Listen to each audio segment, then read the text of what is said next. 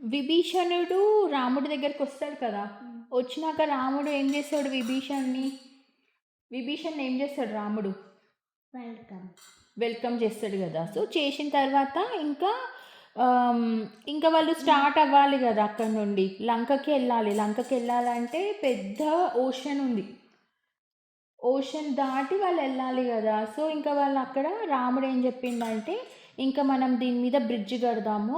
Bridge గట్టి వెళ్దాము అని జెప్తాడనమాట విభీషణుడికి.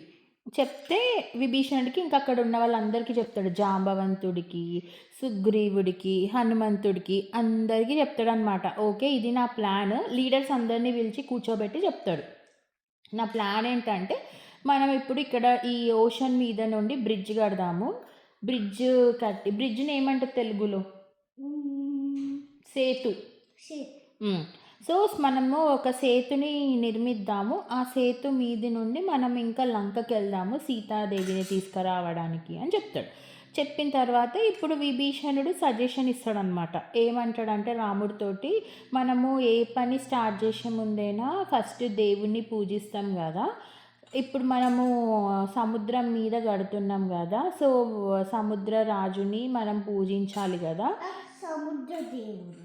సముద్ర దేవు సముద్ర రాజు లక్ష్మీస్ డాడ్. యెస్. సో, వర్ణదేవుడు గదా! వర్ణదేవుడు అని గూడా పేరు గదా! సో, వర్ణదేవుడికి మనం పూజ చేద్దాము. చేసిన తర్వాత వానర దేవుడు కూడా. అదే వర్ణదేవుడు. అది వానర. వానర సైన్యం ఈస్ హనుమ సైన్యమే మంకీస్‌ది. ఇది వర్ణదేవుడు. Ocean god of ocean. వానర హ్మ్. అంటే ఏంటి? సో, ఇప్పుడు ఏమైతది?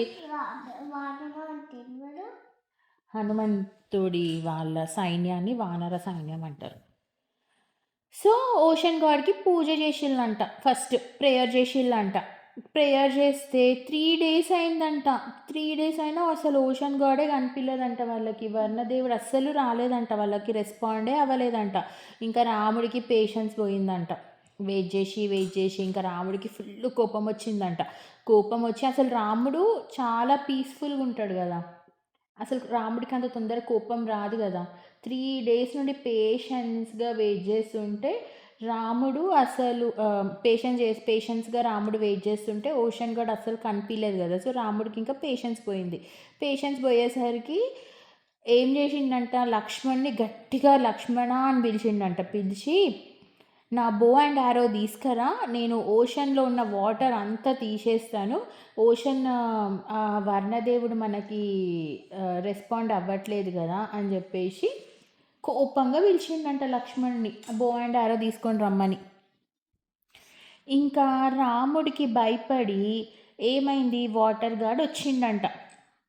రాముడికి కోపమొచ్చింది గదా! ఓషన్ అంతా డ్రై చేస్తా అన్నాడు గదా! సో, ఇంకా అది చూసి ఓషన్ గాడ్‌కి భయమైందంట. భయమొచ్చి ఆయన చెప్పిండంట, నేను మీకు ఏమి చెప్పాలో అర్థం గాక ఆలోచిస్తున్నాను ఈ 3 డేస్ నుండి. నాకు ఏం సమాధానం ఇవ్వాలో నాకు తెలీదు. ఎందుకంటే నేను ఈ ప్రకృతితో లింక్ అయి ఉన్నా. వాటర్‌ని నేను ఐస్ చేయలేను గదా! ఇంత వాటర్‌ని. మళ్ళీ సన్నొచ్చిందనుకో వాటర్ కరిగిపోతది. సో, వాటర్‌ని నేను ఐస్ చేయలేను, ఫ్రీజ్ చేయలేను. సన్ రాకుండా ఆగది. స్ ర రో పగలు వస్తది, రాత్రి అయితది. సో, రాత్రి ఉన్నప్పుడు మీకు వాటర్ వాటర్ మధ్యలో స్పేస్ ఉంటది. పొద్దునయిందనుకో వాటర్ మధ్యలో స్పేస్ పోతది. ఎందుకంటే సన్ వేడికి మళ్ళీ ఐస్ అంతా కరిగిపోతది గదా! సో, నేనట్లా చెయ్యలేను గదా! మధ్యలో నుండి ఎట్లా ఇవ్వగలుగుతాను నేను. అందుకే నేనేం జెప్పాలో అర్థం గాక మీకు నో అని గూడా నేను జెప్పలేను. ఆలోచిస్తున్నాను ఇంకేమైనా చేయొచ్చా హెల్ప్ జేయడానికి. ఈలోపు టైం చాలా అయ్యింది. నేనది రియలైజ్ అవ్వలేదు అని రాముడికి చెప్పి సారీ అడిగిండంట. అడిగితే రాముడు గూడా సారీ జెప్పిండంట. సారీ యాక్సెప్ట్ చేసిండంట రాముడు గూడా. యాక్సెప్ట్ చేసిన తర్వాత వర్ణదేవుడు అన్నాడంట, నాకొక ఐడియా వచ్చింది. నేను వాటర్ మధ్యలో నుండి ప్యాసేజ్ ఇవ్వలేను. అంటే ఇవ్వలేను. కానీ నేనొకటి చేస్తాను. మీరు ఏ ఆబ్జెక్ట్ అయినా తీసుకొచ్చి దాని మీద జై శ్రీరామ్ లేకపోతే జై శ్రీరామ్ మీ మీ మీ పేరు అనుకుంటా ఎవరైనా ఆ ఆబ్జెక్ట్‌ని అంటే ఏదైనా ఒక వస్తువు అదేదైనా అవ్వచ్చు. దాన్ని నేను నీళ్ళలో మునగకుండా చేస్తాను అని చెప్తాడు. చెప్పగానే రాముడికి ఐడియా నచ్చింది. ఓకే. అది చేయొచ్చు కదా! మనకి ఏదో ఒక ఆప్షన్ కావాలి సీత దగ్గరికి వెళ్ళడానికి, బ్రిడ్జ్ కట్టడానికి అని చెప్పిండంట. అని రాముడు ఇంకా వర్ణదేవుడు చెప్పింది ఒప్పుకున్నాడు. ఇంకేం చేసిళ్ళు మంకీస్ అంట అందరు హెల్ప్ చేసిళ్ళంట. సంగతి పిక్ చేసింది మరి. చెప్తా. సో మంకీస్ బేర్స్ ఇంకెవ్వరుంటే అక్కడ సైన్యంలో ఎవ్వరున్న ఈవెన్ విభీషణుడు, లక్ష్మణుడు అందరు కలిసి ఏది కనిపిస్తే దాని మీద జై శ్రీరామ్ అని రాయడమో లేకపోతే జై శ్రీరామ్ అని ఆ ఆబ్జెక్ట్ని వాటర్లో వేయడమో స్టార్ట్ చేసిళ్ళంట. చేయగానే స్టోన్ వేసిరు దాని మీద జై శ్రీరామ్ అని ఉందనుకో ఆ స్టోన్ వాటర్లో ఫ్లోట్ అవుతుందంట. ఫ్లోట్ అయ్యి ఎంత పెద్ద బరువు ఉన్నోళ్ళు దాని మీద నిలబడ్డా కూడా దాని కింద పోదంట స్టోన్. అట్లనే ఉంటుందంట వాటర్లో ఫ్లోట్ అవ్వకుండా.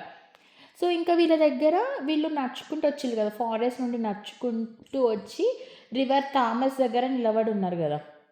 సో ఇప్పుడు ఆ రివర్ థామస్లో వీళ్ళు స్టోన్ వేసి బ్రిడ్జ్ కట్టాలి. సో ఇంకా వాళ్ళ దగ్గర స్టోన్స్ లేవు, ఉన్నాయన్నీ వేసేసిళ్ళంట. వేసేసినాక స్టోన్స్ లేవు.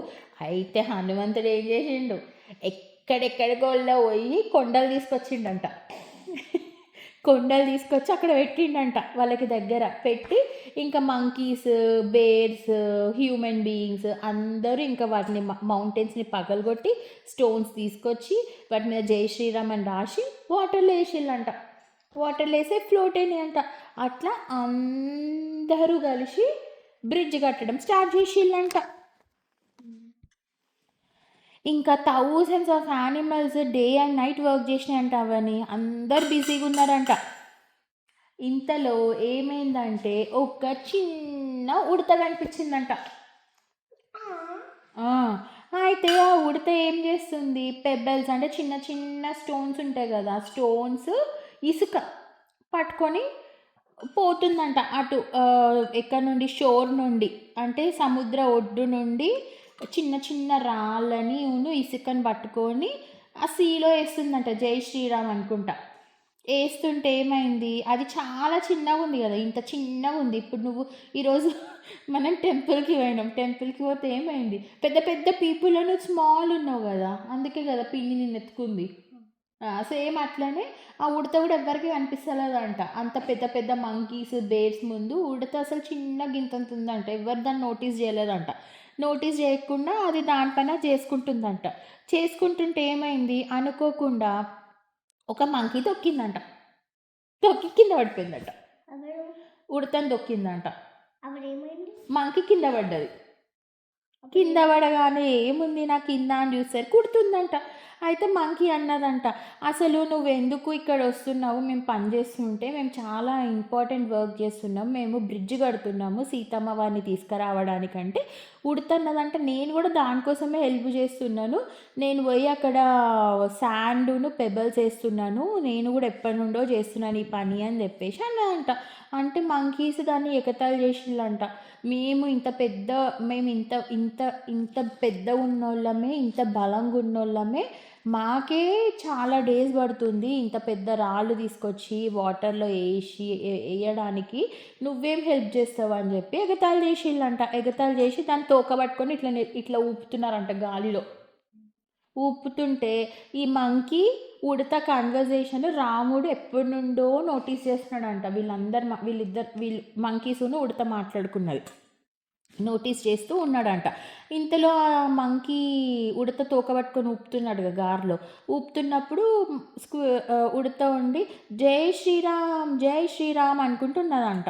అనగానే రాముడు ఎట్లాగో నోటీస్ చేస్తున్నాడు కదా, ఉడత రాముని పిలవగానే రాముడు అక్కడికి పోయిండంట.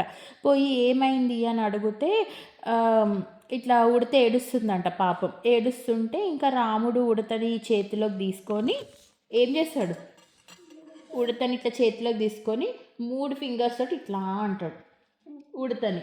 అందుకే ఉడతకి వెనక 3 లైన్స్ ఉంటాయి కదా. రాముడు ఇట్లా దాన్ని ఇట్లా ప్యాంపరింగ్ చేస్తాడు. ఏడుస్తుంది కదా ఉడత, ప్యాడ్ చేస్తాడు. ఉడత ఏడుస్తుంది కదా, మంకీలు ఏడిపించిల్లు కదా ఉడతని. సో ఉడత ఏడుస్తుంటే ఓదార్చడానికి ఇట్లా ప్యాడ్ చేస్తాడు 3 ఫింగర్స్ తోటి. సో ఎప్పుడైనా నోటీస్ చేసినావు ఉడతకి వెనక 3 లైన్లు ఉంటాయి. రాముడు ఇట్లా అన్నప్పుడు ఉడతకి ఆ 3 లైన్లు వచ్చినాయంట. సో ఇంకా రాముడు తీసుకొని మంకీస్కి చెప్పిండంట, మీరు చాలా మంచి పని చేస్తున్నారు. ఎందుకంటే రాముడు ఎట్లా మాట్లాడతాడు, వేరే వాళ్ళకి పెయిన్ రాకుండా వాళ్ళు చేసిన తప్పు చెప్పాడా రాముడి స్పెషాలిటీ. టీచర్ చెప్పింది కదా, ఏం చెప్పింది శ్లోకాలో, చెప్పింది.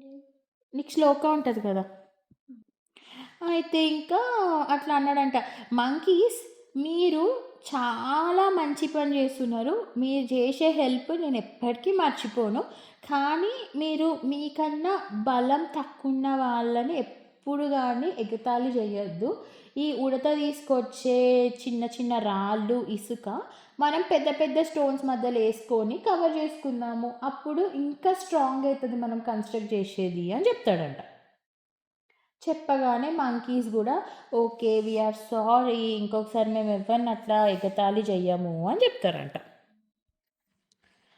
ఇంకా మంకీస్ బ్యాడ్ ఫీల్ అయ్యింది కదా, సారీ చెప్పేసిండు కదా. చెప్పేసిన తర్వాత ఇంకా మంకీస్, స్క్విరల్, ఇంకా ఏ యానిమల్ అయినా, ఏ చిన్న పెద్ద యానిమల్స్ లేకుండా అందరూ చాలా భక్తితో, రాముడి మీద భక్తితో కన్స్ట్రక్షన్ చేస్తూ వచ్చిందంట. చాలా ఇయర్స్ పట్టిందంట. సో ఇంకా అందరు కలిసి కన్స్ట్రక్షన్ చేస్తున్నారు కదా, డే అండ్ నైట్ కన్స్ట్రక్షన్కి హెల్ప్ చేస్తున్నారు కదా. సో అట్లా 5 full days అంట, ఎవ్వరు నిద్రపోలేదంట. 5 full daysలో మొత్తం బ్రిడ్జ్ కట్టేసిందంట అవని అందరు కలిసి. ఆ రివర్ థామస్ నుండి లంకకి బ్రిడ్జ్ కట్టేసిందంట. కట్టేసిన తర్వాత ఏమైంది, ఇంకా వాక్ చేయడం స్టార్ట్ చేద్దామని చెప్పి ఇంకా అందరు కొంచెం రెస్ట్ తీసుకుంటున్నారంట. సో ఈ బ్రిడ్జ్ ఎన్ని కిలోమీటర్స్ తెలుసా, 43 or 48 కిలోమీటర్స్ అంట. సో డే 1 అంట 14 యోజనస్. సో వెనకట యోజనస్ అనేటోళ్ళు, ఇప్పుడు మనం ఏమంటాం 1 mile 2 miles అట్లా అంటాం కదా డిస్టెన్స్. ఇప్పుడు మనం ఎక్కడికైనా పోవాలంటే ఏమనుకుంటాం, అరే మనం 1 mile పోవాలి అని అనుకుంటాం కదా. సో అట్లా వెనకట రోజుల్లో అంటే రాముడు వాళ్ళు ఉన్నప్పుడు 8 miles. సో రాముడు వాళ్ళు అప్పుడు యోజనాస్ అనేటోళ్ళు అంట. So 1 Yojana is equal to 100 miles అంట, అంటే 160 kilometers. 100 miles అంటే రాముడు వాళ్ళు 100 miles చేస్తారు కదా. అంటే 100 ఒక్క యోజన అంటే 100 miles అనమాట. సో అట్లాంటిది డే 1 అంట అందరు కలిసి 14 యోజనాస్ లెంత్ బ్రిడ్జ్ కట్టిల్లంట. డే 2, డే 3, డే 4 ఏమో 20 యోజనాస్ అంట, డే 5 23 యోజనాస్ అంట. అట్లా ఫైనల్లీ వాళ్ళు 43 to 48 kilometers దూరం బ్రిడ్జ్ కట్టిల్లంట. 21, 22, 23, 24, 25, 26, 27, 28, 29. సో 43,000 kilometers అంటే ఆ bridge. And monkeys, bears, animals అందరు కలిసి ఎంతమంది తెలుసా, 10 million people కలిసి కట్టిల్లంట ఆ బ్రిడ్జ్ 5 daysలో. అట్లా ఫైనల్గా రామసేతు బ్రిడ్జ్ అయితే కంప్లీట్ అయింది. ఓకే, ఇంకా రామసేతు బ్రిడ్జ్ మీద ఏమైంది, రాముడు వాళ్ళు లంకకి ఎలా వెళ్ళారు మనం నెక్స్ట్ స్టోరీలో చూద్దాం. Okay, No. వై 6, 7, 11, కుకుమేలన్. అవని నీకు రామరక్షా స్తోత్రంలో బ్రిడ్జ్ గురించి ఒక లైన్ ఉంటుంది కదా, అది చెప్పవా? జానని చేతకు పాటు గుడ్ జాబ్.